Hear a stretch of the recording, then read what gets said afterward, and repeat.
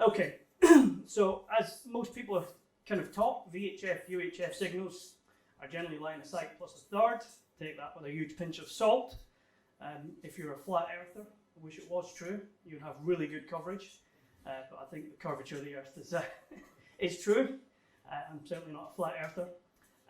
You can certainly improve your chances of decent QSOs and distances by choosing the correct mode for the particular band you're on. Things like whisper doesn't work very well on VHF. A lot of people try and tell you it does work, but when you get out to the fringes and you've got lots of propagation and fading and multipath, it's pretty useless compared to some of the other modes that are there. I'm actually part of a discussion at the moment between quite a lot of the VHFers excuse me, in the UK and Denmark, trying to look at various data modes and how to, if you like, guide those who are developing the modes like JT4 to bring in new submodes which are better in the gigahertz bands, because you get lots of other issues up there, for example. VHF, UHF, I'll just say VHF, it's probably easier, and that just means everything sort of 6 meters and up. Station engineering is a big thing, so choosing the right connectors can even make a big difference in your signal, your coverage, who you can work, etc.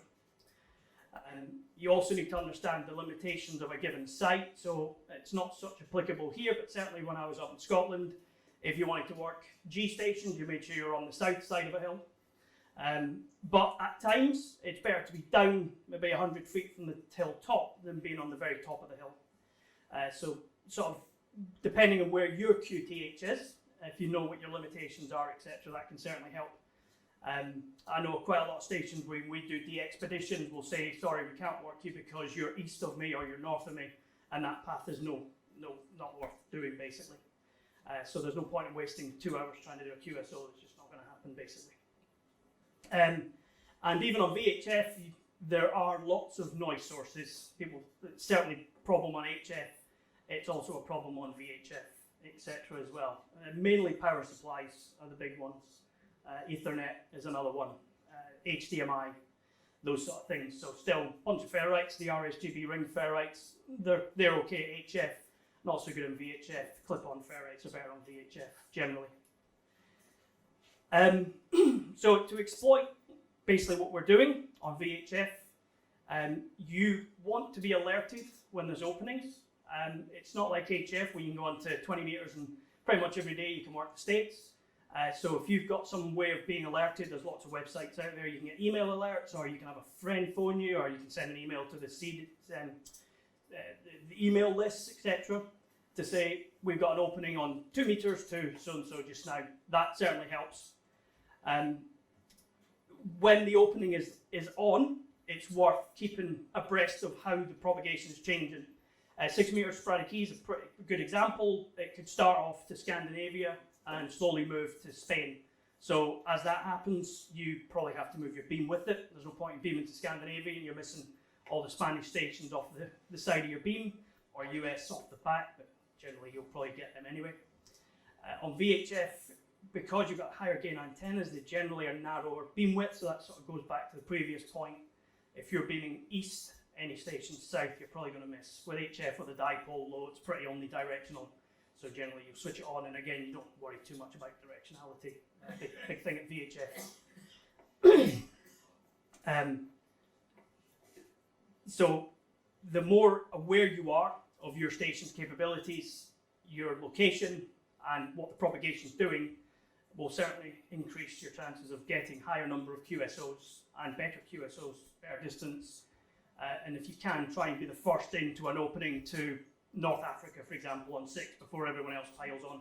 Because as soon as that happens, if you've got V2000 or similar, you're going to struggle, basically. But if you're the first one there, then that's all good. So along with that, your experience will help you, as I say, generate that strategy as the bands change and you'll get to know your directions, etc. So let's jump into some of the top tools, things, hints and tips I'll give you. If you're not already using ON4KST, I highly recommend you go and register. This is the online chat. It's certainly been going now for 20 years, probably since the very earlier days of the internet. I certainly was using it back in 2002, 2001. It's changed quite a lot since then. It's effectively an online chat. It's sort of, it's not radio, of course, but it certainly helps make QSOs, especially on VHF. So here you can announce what you're up to, you can watch for skeds, you can aggregate a lot of the information together. Excuse me. So on the website here, you got a DX cluster up to one corner. You can actually change this layout in the software, but let's just assume that it's like this. You get your DX cluster up in the corner. You've got your chat messages here. These are the stations who are logged in. And up here, it's not so well seen on this, but this draws lines from the DX cluster, so you can actually see where the propagation is. There's better sites for that, and I'll touch on them later on. So basically with 014 KST, this is the web interface. You can configure the layout how you want. Some people have big maps and just a small chat box. Other people have small maps or no map even. The map, if you're on certain bands, probably on gigahertz, etc., the map isn't so important. But down on 6, it gives you an idea which way the propagation paths are. With the logged in users, you can get some of their info, the locator squares, and from that you can click on it and get the distance and heading, which is very useful a lot of the time, again, with your beam widths, etc. You can, what they call meeping, it's generally because there's a WAV file that comes with it and it plays the meep meep, the Roadrunner meep meep sound. When you get one of these CQ messages, which is highlighted in orange, so that's a direct message to highlight. So if I was talking to Tony, if I put CQ, /CQ, G4MBS, hi Tony, can we work on 144, whatever, it will come up on his screen like that. He'll hear the sound, be alerted, and hopefully we can then do something with it. So generally you go, meet me when you're free, meet me for that, etc. However, the web interface is quite clunky, and especially if you're out portable and you've only got mobile phone internet. This was probably more so back when we only had 2G, 3G, but data speeds are much better now. OZ2M, Bo, developed an application, a Windows application, called KST to Me. So it does pretty much all the same things as what the 014 KST website does, but it does it in an application. It does it over Telnet, so it's a much faster turnaround on messages. The website updates, it depends on the traffic rate. It can take 30 seconds to a minute for messages to appear. With 014 with KST to Me, it's instant pretty much. And again, you can do all these various things. You do have to register with OZ2M.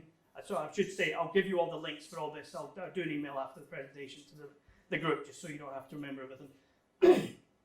You have to register to get a license key from Bo as well. But once you've got that, you can run it.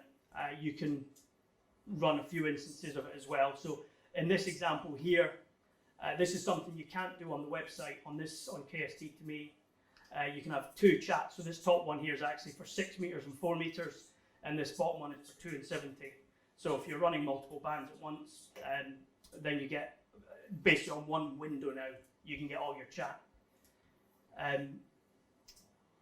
Like before, you've got your DX cluster, and you've got who's logged in. One of the things that KST to Me added was a thing called watches, which is really useful. So you can define, where did I do it? I think I've got these in the wrong order, apologies. You can set up these watches, and it's basically a pattern match. If the text appears, it highlights it in green. So whereas before you might miss, if I was messaging Tony, for example, and someone else wanted to work me, then they didn't see that message, then they might have missed their opportunity while I was on the band. But if they set up a watch for MBS or BXF, then it would come up on their screen and they would see it. So it means you don't miss the information. And again, as I said before, knowing the information is quite critical. And with that, as I say, it colorizes it. This is a different layout, although it looks the same. This top window is still 6 and 4, and the bottom window is now filtered. So this bottom window is now showing only messages which pattern match, which means if you're running VHF NFD and you're talking to lots of stations, because most likely you're sending a message to a French guy saying, can we work, and a German guy, can we work, and a this person, and rather than it all being lost in this window, which is scrolling quite fast, all your messages just appear in the bottom. So that, again, this is why this application is so useful. That's the CQ messages. Again, they pop up in orange as before, and you get the meet message. You can actually change it on KST to me if you want as well. If you right click on the users, you get a bunch of options. Again, some of those up here is show the locator, so you get distance heading, and that is real useful information to get in advance. In contest, you're not supposed to store this information in advance, but let's just say everyone does anyway. But certainly if you want to go and work OZ1ALS, who's always on 2 meters and workable from Cambridge, you can meet him on here, get his heading, and you don't have to sit and work it all out or go elsewhere to do that. This is another watches area. This is on the main front window here. And it just means if you're in the middle of chatting someone quickly, you don't have to go into the settings to just get that quick call sign. So again, if you want to work OZ1ALS, you can shove ALS into this box here and it will filter just for as long as you've got that there. I'm sure some of the guys that do the contest and a few lot use this. So by all means, next time you're out, I don't want to do user I don't want to use it here as an example because it'll take a while to cover all that.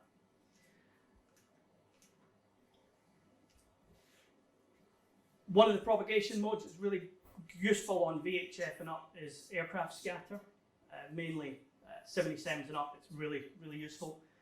Here are some screenshots of me monitoring the GB3 MCB beacon down in Devon over the past few days, and you can see where the aircrafts have gone on the path. So this is again is a free download. It's a Windows application.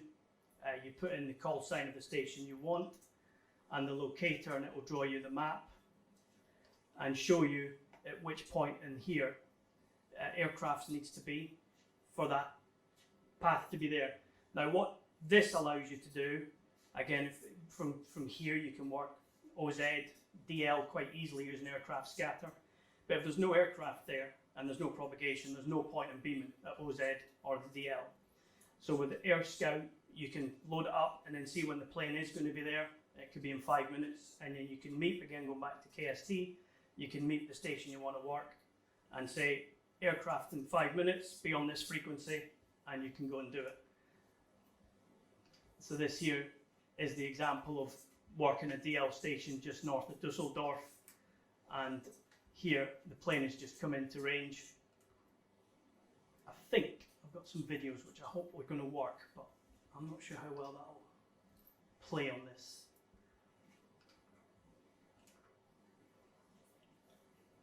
So this is monitoring GB3 ANG up in Dundee.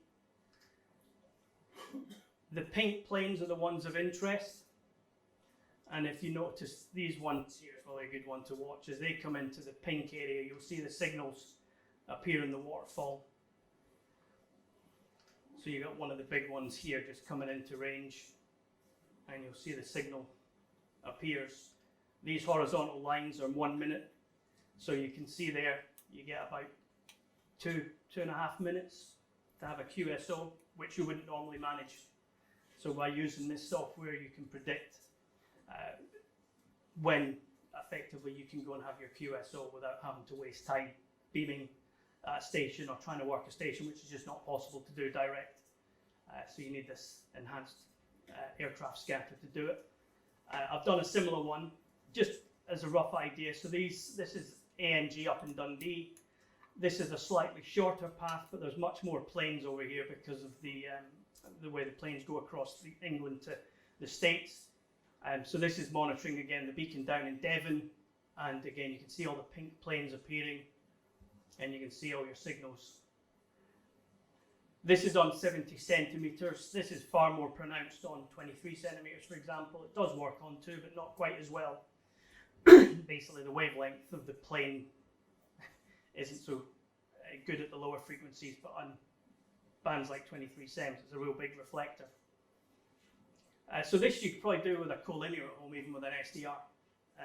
It's effectively radar, I suppose, if you want to think of it like that. Again, you've got this big plane here just about to come in, and you can see. So that would be workable on SSB. There's a Doppler shift there of about 100, 150 hertz, which on SSB you wouldn't notice, even on CW you wouldn't.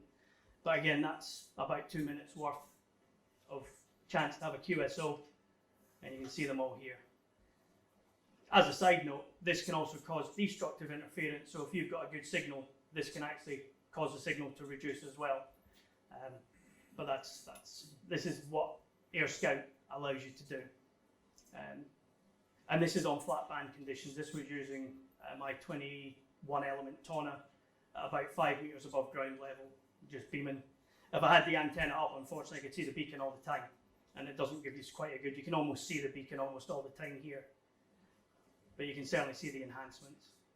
So again, if you're in a contest, UKAC is a prime example. You've got 2.5 hours to make as many QSOs as you can. You don't want to be wasting, if you can, 10, 15 minutes beaming at someone. You're not going to work until there's a plane in the way. And then you get the plane, you work them, and then you go back to whatever you're doing. Especially the DX, you know, the stations that you can't work direct. I'm sure many of you probably in the last 2-3 weeks ago were probably on VHF, UHF and noticed a huge enhancement with the tropple we had. Unfortunately, this isn't an image of them, but we had really good conditions, and sort of 1,500 K on SSB was quite easy. FM was pretty much all over England and Scotland. It was like the good old days on CB, to be honest. Real good fun. FT8, for those that use FT8, you would probably notice it was really busy. Really good fun. So this is the tropple forecast. They're made by a guy called William Hepburn, so they're sometimes called the Hepburn forecast. It's, again, I'll give you the link. This is an online website, and it gives you up to 6 days worth of forecasts of where the propagation paths should be. This last one here, hopefully you can see it. This is the UK here, Iceland up here, Scandinavia, France, Germany, Poland, etc. So here, if you were down in Devon, you've got reasonably good paths to North Spain, and the guys using this type of propagation, that's what they've been working D44 on 4,000 K paths on 2 meters using tropple propagation. So this is another image from another part. So you've got the UK up here, west coast of the US, North Africa is here, and again you can see from the UK you've got propagation pretty much all the way down the west coast of Africa. And this is current, this is yesterday's. So at the moment there's some tropple, and the guys down there, David, G7RAU, has moved down to that part of the country, and he's working everything. And we don't hear a thing, unfortunately, over here. But we do get quite a lot of paths across the North Sea to Denmark, Germany, Poland, etc. So, as I say, this is a 6-day forecast. By looking at this, you can tell usually with a few days in warning whether you need to put a beam up, whether you need to be in the shack, which day you might go shopping or not, as the case may be. And this is pretty accurate from experience. I trust it. I look at this quite a lot, probably a few times a day actually, to be honest. It's a bit obsessive, but when you get onto VHF, it really is. Another online app, now this might sound simple, but you'll see the reason for in a minute. So this is DX Lite. So DX cluster information is always useful. As I've mentioned before, there's maps. I'll cover the better instance of that later on. Mike, G7VJR, wrote this one called DX Lite. It's mainly for a mobile interface. This is the screenshot from my phone of VHF, all the DX spots. It's a real simple design. So again, if you're out and about on your phone, you can be looking at the DX spots to see what's going on. Unfortunately, that hasn't come out so well. Based on the web address you type in, you can filter down to particular bands or particular stations, etc. But the reason I wanted to do this, and I'm glad Tony came along tonight, what I've used this for a lot in the contests is it's very easy to see who's spotting, and it's really useful with Tony being nearby, so you can see Tony spotting a lot of stations in last night's 6 meters UKAC. So what you would do if you were contesting is look for the stations who are doing this. Unfortunately, I think you're the only example from last night. Beam at Tony, work him, hopefully he'll spot you, and you'll certainly see an increase in your QSO rate for that period of time. Although it's Tony, assume I was in Scotland and I beam at Tony, then that's what it's useful. Obviously over a 10, 15k path, it's still useful, but we see a lot. There's a guy down in IO82 does a lot of spotting as well, and again, when you see him spotting lots of stations, you'll beam west. Generally, he'll work you, spot you, and at least for the next 10, 15 minutes, you'll see your QSO rate go up, as everyone who you've not worked knows where you are. We normally do it, especially with the Germans. As soon as you work one German, you'll get spotted, generally, and then you'll get 5 or 6 or more Germans will call you straight afterwards.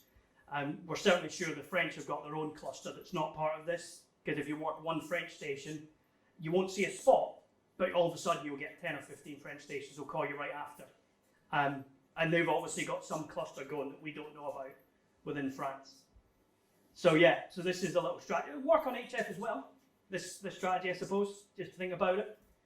But certainly on VHF, UHF, it makes a big difference. The only thing we find, and this is the honest truth with this, when this happens, so if we work, if it was a station in IO82 who spots us, which way do we then point? Because again, narrow beam widths, we can't point everywhere. So at that point, you might, for the next 10, 15 minutes, move the beam around quite a lot. Whereas you might have normally been kind of doing 5 minutes in a particular direction, 5 minutes, move the beam 5 minutes. When someone spots you, there's a good chance people are trying to find you and tune, and they'll only look for you for a few minutes. And if they don't hear you in those few minutes, they generally won't try again, at least for a while. So this is where the experience comes in, and the fun part of it, really. I mentioned that we've got the better way of drawing all the DX spots. So this is a website called DXmaps. It's probably the main place, other than KST, that everyone seems to use nowadays. Here is an image of all the VHF activity earlier on this evening. Different colours, so it's got 10 metres all the way up to 70 sems and other, I suppose. Green is 10 metres, the sort of orange is 6 metres really. So in that, it really is just 10 and 6. There's a few other bands in there, but you can see the propagation paths on 6, etc. So this gives you a visual display of what the cluster is. So again, where this is a text version, this is a graphical version of the same data. And with that, this is the reason for this, if I zoom slightly in, is if I was here, you can see which way you should be beaming. So again, there's no point in beaming south, no one's working anyone towards Spain, etc. at the moment. Scandinavia probably, and down towards Italy, the Balkans would be the sort of the two directions I would focus on there. So again, it's very hard to get that sort of information from this page, but from here, it's quite easy. Colours are not coming through so great on this one. So where the colours earlier on were per band, now it's per type of propagation. And the two primarily here is sporadic key and multi-hop sporadic key. There is a darker colour, which are these ones sort of here and here. You might see it, they're sort of a darker red, burgundy. And that's just showing you that it's multi-hop. You can, so where sorry, it's easier to show you. So if we take this path here, there's obviously a reflection point somewhere here, and again, if you take these paths here, there's a reflection point. You can see them all sort of crossing. So if you come here, these are the sort of the main clusters. It's not quite as apparent. Sometimes it's much clearer. This is the MUF. So the numbers on these squares indicate the maximum usable frequency for that grid. So most of them are around about 50. This one up here is 95. Generally, when you see those ones, it's someone on FM broadcast has spotted a broadcast station, is what that generally means. But as the day gets, the conditions are really good just now, so unfortunately the imagery is too good, to be honest. But if you were sort of looking at these ones here, stations in Spain, working Balkans, yeah, that's probably your second multi-hop on that path here when you see it. If you leave this MUF window up, you'll see the numbers rise or decrease. A few years back, I was on a DXpedition up in OY, up in the Faroes, and you could start to see the spots around here starting to come up in number, and they would get up to 6 meters, so we'd be on 6 meters from HF, we'd go on 6 and we'd work stuff on 6. The numbers would go up more, and we had a 4 meter transverter with us, so we'd go on to 4 meters and work 4, and then the numbers would drop and you'd see your QSO rate per band. So we would effectively chase the band as we went. So again, there was no point being on 4 meters if the MUF was too low, so you'd concentrate on the bands you want. With these numbers sort of around here, there's 53, 25, so these are sort of probably 10 meters, you know, would be reflecting from here, and so on. So by looking at this sort of data, and this updates every minute, every 30 seconds if it's busy, you can really get an idea. And if you start to see a cloud appear, say here, probably more off the Bay of Biscay, then you beam south and try and get the Spanish stations before anyone else does, for example.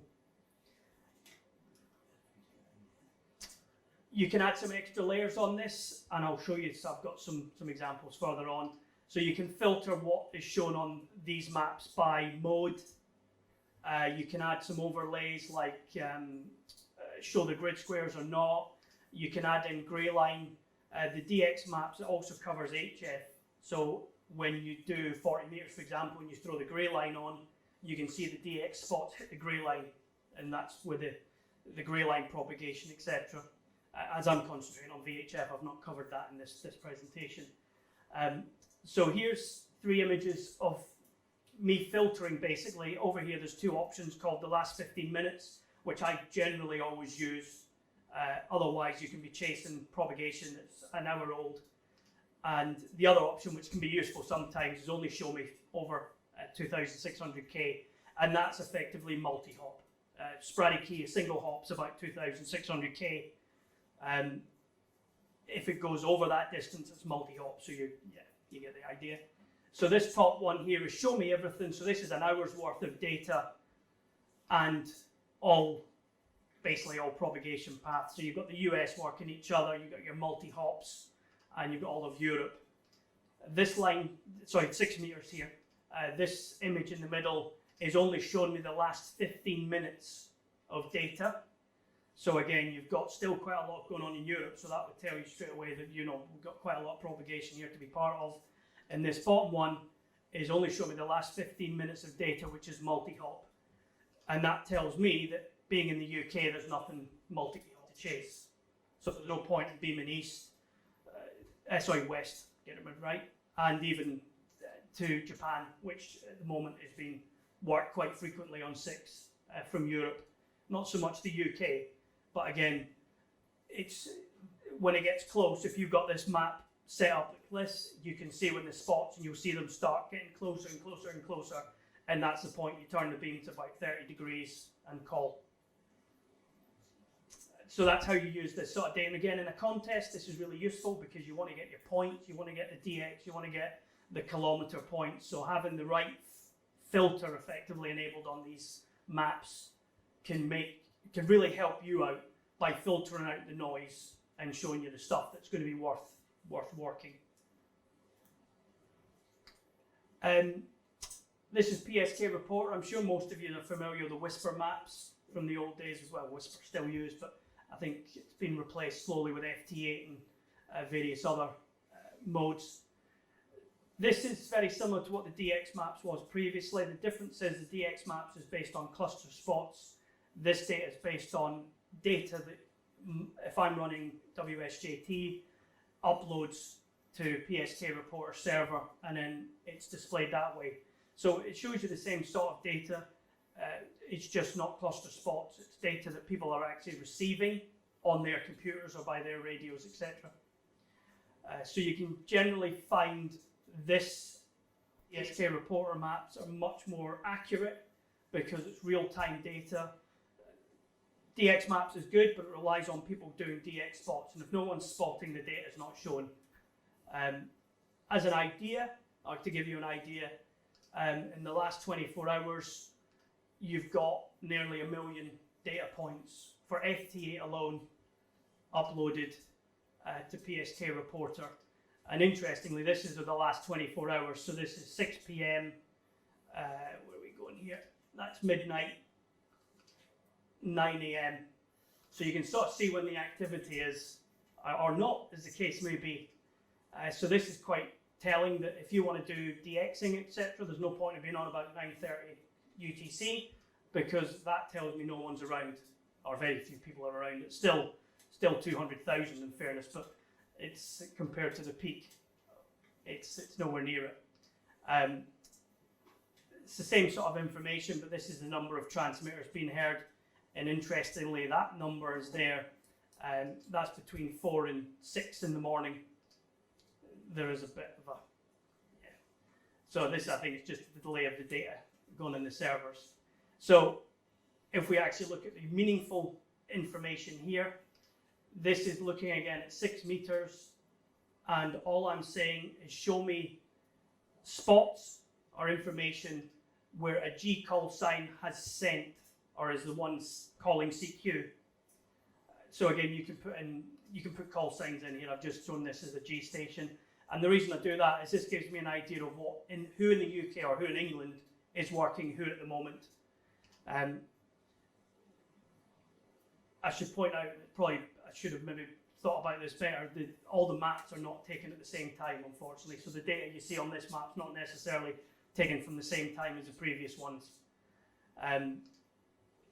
But this tells me, at least when I took this, that Europe, Scandinavia, Iceland are the main sort of paths. One thing you got to remember with some of these paths is there's probably only about 3 or 4 stations in Iceland to work. So you don't get that many lines, but beware that there might be more stations to work there, or there might be just someone up in Greenland who's just that one more hop you don't know about. So that's how you sort of interpret the data with the experience. So as I say, I've already sort of covered the reasons why you would follow these maps, etc. from the previous one. This one's the data that gets uploaded from various apps. I didn't actually put it in the slides, but there was, actually I put it up here, there's 37 applications to date that actually can upload data to PSK Reporter. Of course, people will be familiar with the WSJTX, JTDX, DM780 now supports it, and there's lots of other apps, Digipan, and a lot of the other ones like that now upload data to here. So this pretty much is where, as I say previously, you'd used Whisper Maps. PSK Reporter seems to be the place everything goes now. I'll try and rush through. I've got quite a few more bits of data, but I'll try and rush through them to the main ones. I'm sure everyone's familiar with Jim Bacon, G3YLA. He has for the past few years, at least in the sporadic key season, which is sort of May to September, done a daily forecast of sporadic key for VHF really, and every day around about 9 o'clock UTC, so 10 o'clock summertime I suppose, he'll put in some text that says we expect propagation paths to be here and there. This is sporadic key, this is not the tropo maps I showed you earlier, that's a different type of propagation. So from here he would say, so this one is from Wednesday, that he reckons that, there'll be paths towards the Balkans and the Mediterranean, and sort of, and then he'll go on to the evening, etc. Now, if I move on, he does produce some of these are basically jet stream plots, and areas which are circled are the areas which are likely going to have sporadic key grow out of them. When I mentioned before, you get the patches, these would be your reflection points. So this is for 6 o'clock in the morning, which actually, unfortunately, he publishes it at 9, so this is 3 hours old at this point, so you can sort of forget this one. but for midday and then into the evening, you can see what the propagation paths are likely to be. And again, these have turned out to be very accurate. Jim it's taken years to work out how sporadic he was formed, and Jim and his team, I suppose, as well, seem to have nailed it, and they've worked it all out now, and their forecasts are very good. So again, knowing this, what I mentioned before, you might want to think a few days in advance where you're going to be. This is sort of a few hours. So if you're going to do shopping in the morning or the evening, for example, based on these maps, you might, if you're after specific DX or whatever, you might choose one or the other. So it's getting towards it. Are we finished for 9, is it? 9:30. Okay, cool. So there's plenty of time. Excellent. Okay. So one of the other propagation modes up on VHF is meteor scatter. Sorry. And there's a few websites that aggregate some of this data. This is one I use from the Czech Republic, and it will show you basically where, at what times of day, what the conditions are like currently, and based on the periodic of the season, what the average is likely to be. So if you were trying to do meteor scatter, if there's no sporadic year round, this is possibly more useful outside the sporadic heat season. But when there's no sporadic heat about, etc., then you go on to meteor scatter. And looking at this data will tell you when it's worth trying.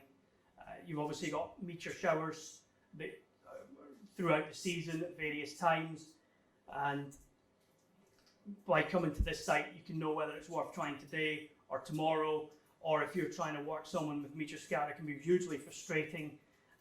You could be sitting there for 10 minutes and you pass all the messages but the last one, and the last one takes 2 hours. It can be that long, and it's really frustrating. And sometimes if based on this data, you might decide to carry on.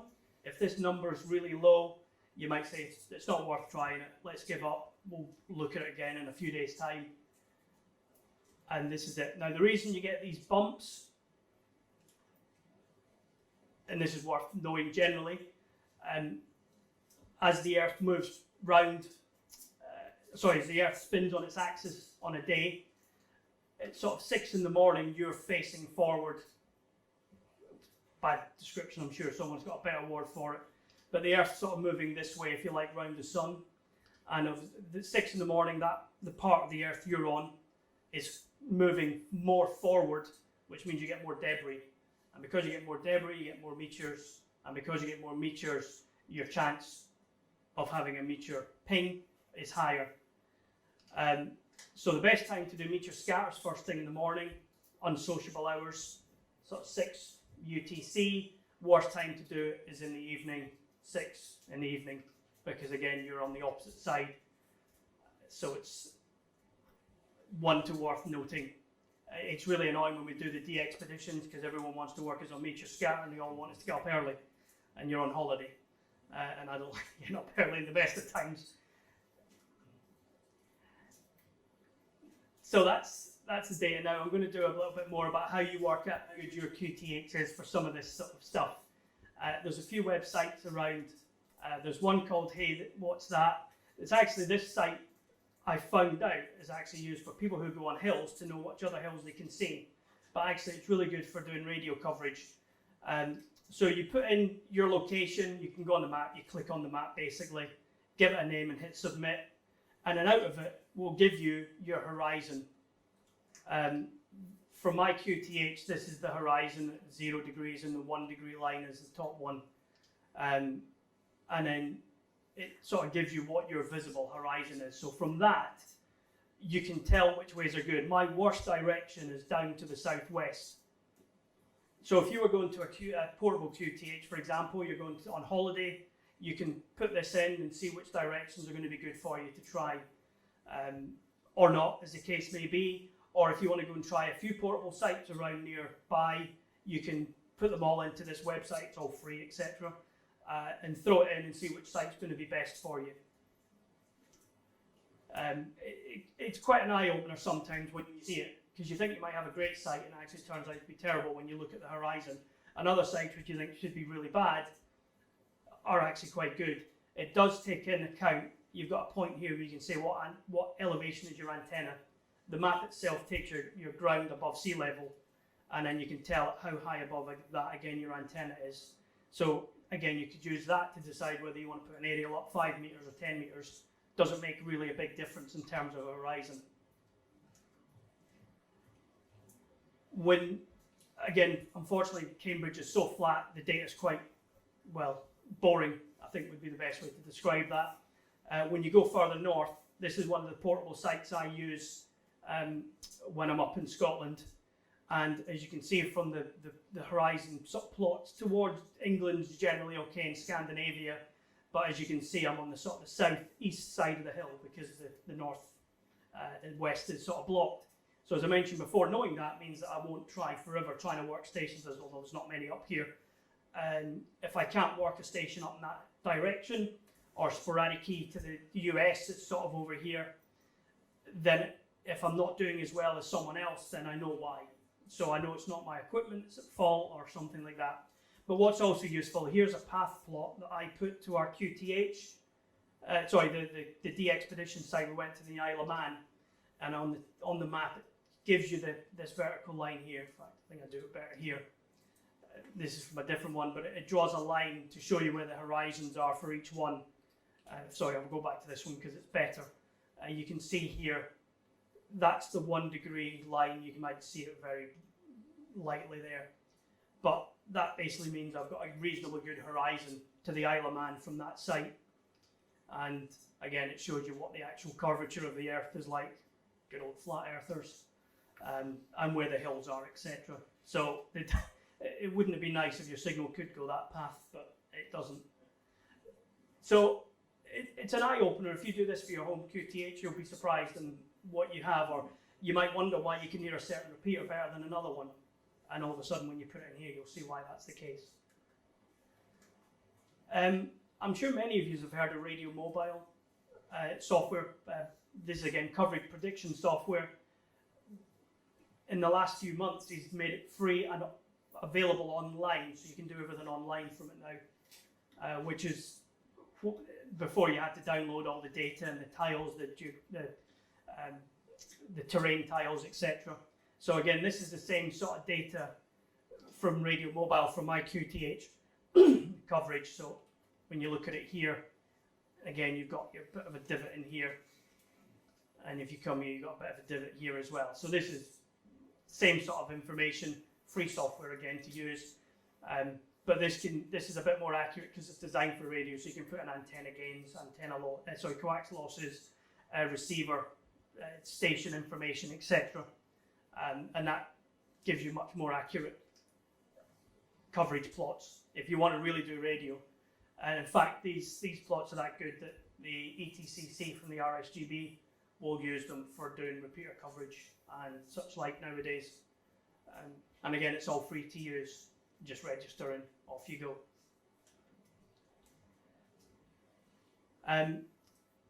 The last few slides I'm going to cover is basically mobile apps. Again, we've mentioned about being alert, knowing what's going on, when and where. And if you don't know that, then there's a good chance you might miss out on decent propagation paths. One of the best ones I probably would recommend if anyone's got an Android phone is called DX Alert, very well named. And in it, you can set up effectively DX cluster alerts that says, if my call sign is seen on any of these bands, let me know. Or in this case here, if DXCC entity G is heard on 6 meters, 4 meters, or 2 meters, tell me. In the app, it gives you a list of what those matches are, but also it's maybe not so easy to see in here. That's just general notification. So if you get an email on your phone, it goes in here, sort of thing. So this is the same sort of thing. So it can play a ringtone or it can vibrate in your pocket, etc. And you can be told that there's a propagation or someone in that DXCC entity's been spotted, and you might want to get in front of your radio to do what you want with this. Again, if you're on HF, this could be something you do on HF as well. I'm just covering this from the VHF point of view. I use this quite a lot, and it's certainly when I get the alerts here, I'll be on DXmaps or similar websites straight after to see what is actually going on. And I've managed to work the States a few times on 6 meters this season, through being alerted from this, where I wasn't in the shack, and then the phone beeps at me. I've got it set up to do DX as a ringtone in CW, so when I hear DX in a ringtone, I know that I should have a look to see what's going on. And yeah, as I say, it's done me a few times this year, which has been good. No, unfortunately, it's not the ones I was saying of. There was one of them I had, and it was Andy, M0NKR, being spotted for work in the States again. A lot of the time it seems to be him that gets spotted, or he spots from 6 meters, which is good. So the web pages I've shown you before, so there's another app called Web Image Widget, and it does simply that. On your home screen on Android, you can do a widget, which is, I suppose, an interactive icon, part of your display. And what this can do is take an image from a website and display it on your phone. So here's usefully, the web address for this Tropo map is fixed. So every day it's called 6 AM. It's just called whatever it is, Tropo 6 AM. In fact, it's probably up here anyway. So I can have every day the Tropo map for that day appear on my phone, and it's updated every day.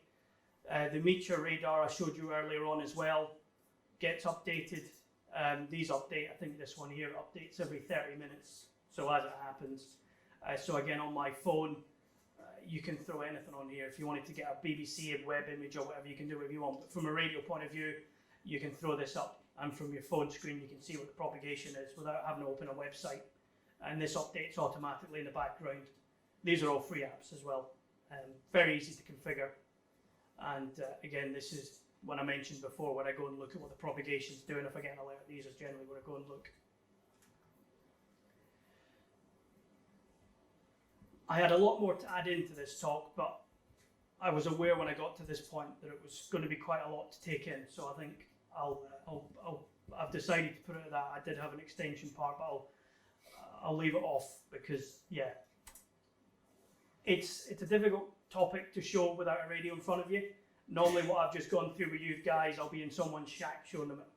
So I appreciate doing it from standing up here without a radio.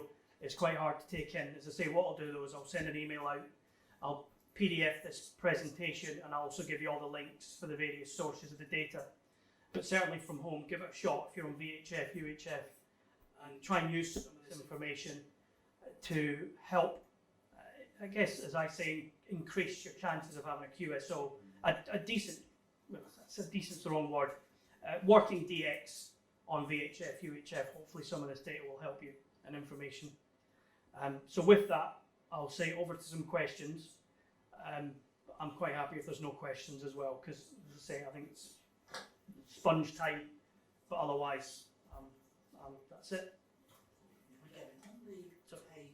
Sorry, I should say there's a microphone because Dom's recording. Sorry. On the Hey What's That with the picture, you mentioned something called the 1 degree line. Could you just explain what that is, please? Where's the best one? So if I show you this image here, you can see. Can you see there's 2 lines here? So the bottom line is 0 degrees, and the top line is 1 degree. So that's your horizon, effectively. So if you had elevation, so at this point here, there's a few hills which are above 1 degree, basically. Yeah. So what's on your horizon? As I say, this website's mainly, I haven't enabled it, but there's an option here which is called summits, and it plots. In fact, I think there's like a triangle there, but you can add other ones. And when you're on a hilltop, you can use the software to see which other hills can you see, and it would plot on the top of these summits what they are. But as I say, it's very useful for radio. It's certainly one. I was introduced to it by someone, and this was before Radio Mobile was available online. There was not many other tools you could go to online and just say, what is my horizon? And it takes about 20 seconds from submitting till this data comes back, so it's quite quick. But certainly when I've been choosing various sites when I'm up in Scotland to go out on, and depends on the contest whether I want to be one that covers the UK or better covers America, etc. I've used, hey, what's that, just to list which ones are the best. But yeah, so that's the 1 degree line is effectively your elevation, which, as I say, I'm 115 metres above sea level at Wood Ditton, and that's where the antenna is set to 50 feet in fairness, and it's effectively 0 degrees. This bottom line, you can just see it, and that's 1 degrees. This is 10 times exaggerated as well, this image, isn't it? So yeah, so basically my horizon is flat. But you'd be interested to see what your horizon looks like. And if you've got a V2000, sorry, a collinear, let's just say up, if you put it at whatever height that is, you'll be interested, you know, as I say, you'll be, maybe this is why you can't hear GB3PE, for example, but you can hear PI or something. So yeah, as I say, it's certainly worth for the 2-3 minutes it'll take you to put your own data into this, seeing what your horizon is.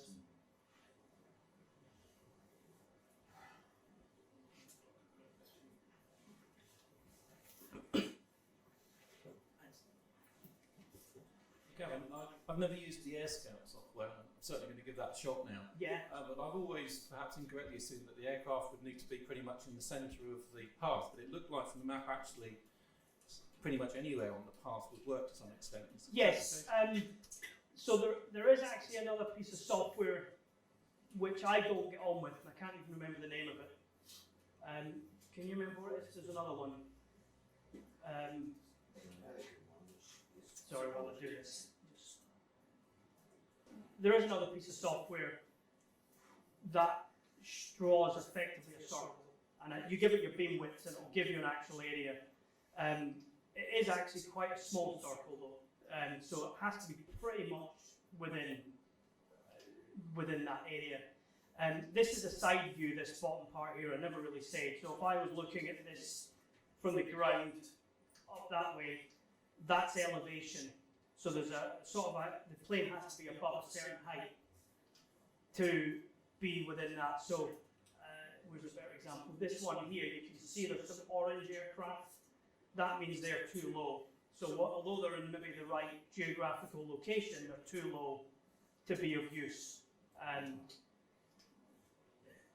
The red ones here are at that point at the correct altitude, but not within that circle. So these are the ones, as I mentioned, you can say, right, that plane's going to be within, when you click on it, it'll say 3 minutes, and that's where you would say to your guy in Denmark or Germany or whatever, there's a plane in 3 minutes, I'll call you in 3 minutes, or whatever it will be. And as you can see from some of these plots, you can get 2-3 minutes of time to do it. So you don't have to be bang on. As long as you're there within sort of 30 seconds, you're generally okay. The other software, the reason I don't get on so well with it is you have to download the tiles, the geographical tiles. So you sort of see it, it's not very well shown here, but this is the terrain here. And unfortunately, again, I've really picked too good a path. Where if I'd done this up to GM, because of the terrain, the actual midpoint or the reflection point moves slightly further north, because the hills nearby mean my low angle is not there. I have to be higher angle. And because of that, the planes have to be higher because of the reflection. So all this software does take in terrain, but because, so AirScout itself does all that without having to download additional data. The other software, you have to download the data. So I didn't want to do that because I just added complexity to it. But yeah, so it takes in angles of what your horizon is, altitude of the plane. But yeah, so if I was to say this one here, in fact, let's see if it plays. If we watch these red ones here, you'll see at what point, or where they go pink, is when they are within the zone. So you see that's still red here. It's just gone pink. That one's still red. So, you know, it's right next to, I mean, fair enough, it's probably 100 miles, but, you know, just as that gets in there, you can see it starts to...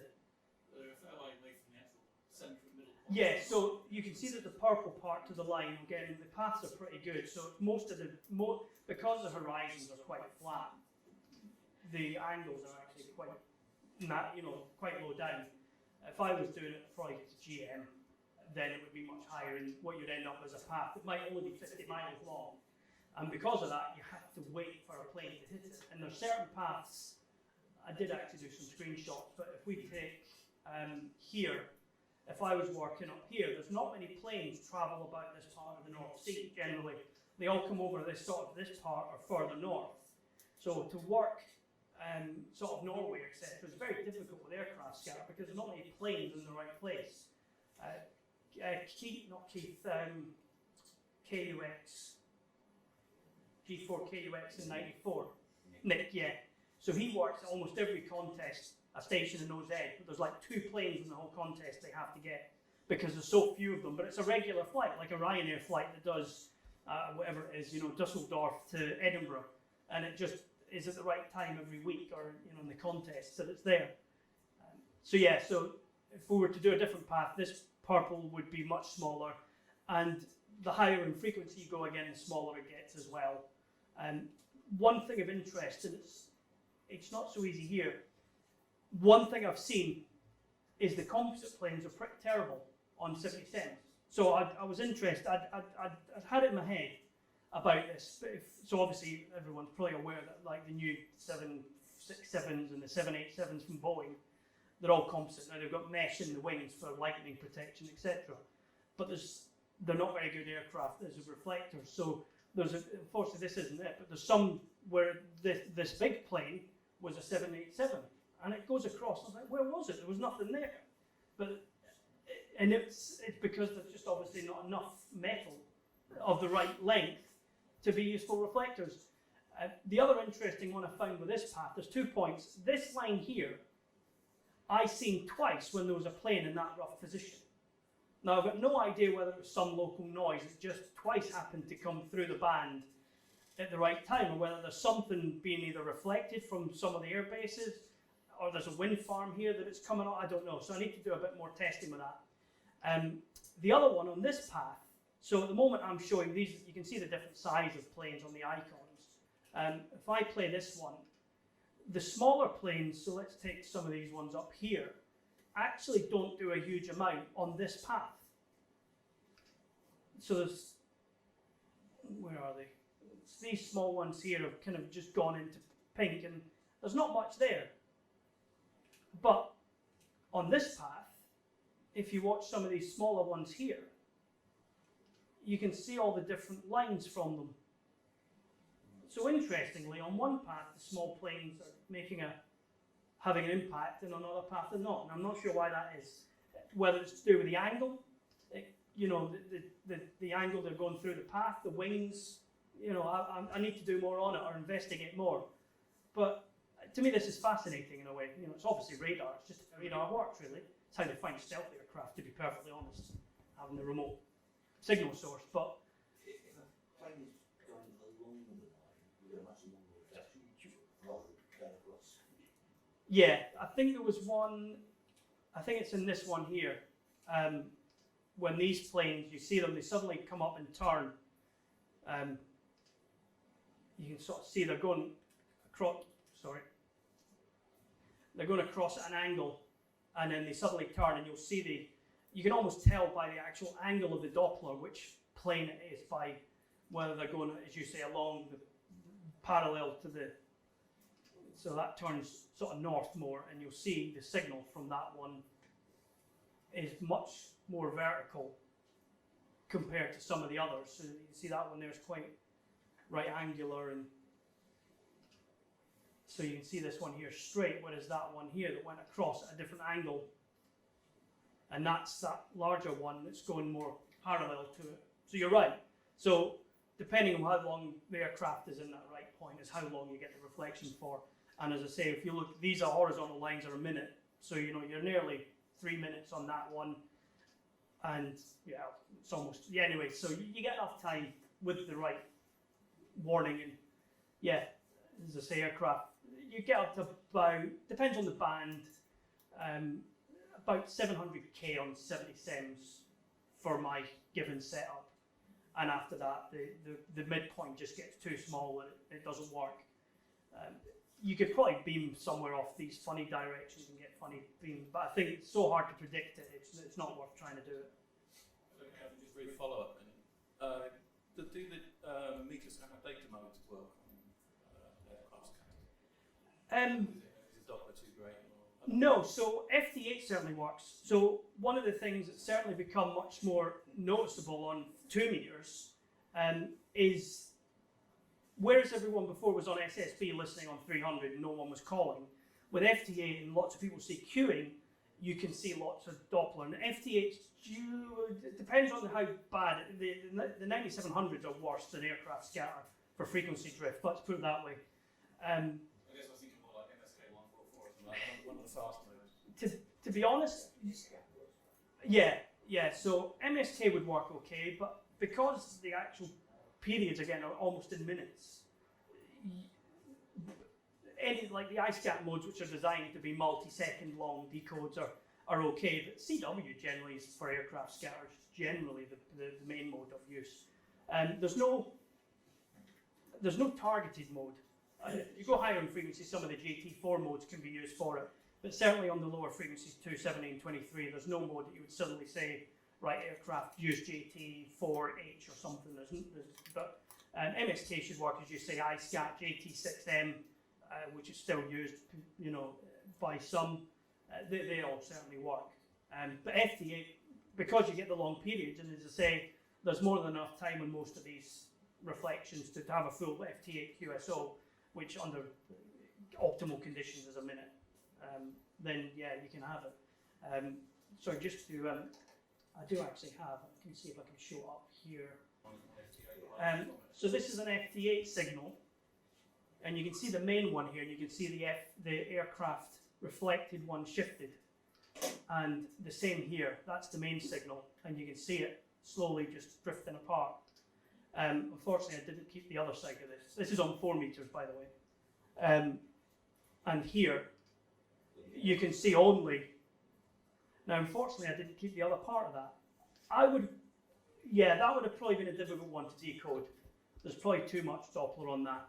But as you can see, it's possibly this signal here, which is weak, that's on aircraft reflection there.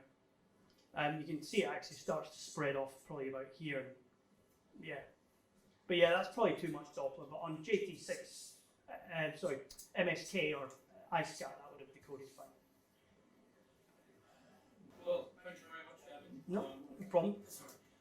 Yeah, thanks very much, Gavin. I'm sure anyone who's put together a presentation like this will know just how much time and effort is required, especially when you've got lots of internet pages to clip in and all sorts of stuff like that. It takes a lot of work. I know I've done similar things. So thank you very much, Gavin. No, that's fine. To CDARC again. And hopefully we can book you in for sometime next year as well. Yeah, do a follow-on. Probably need it by then. So, right.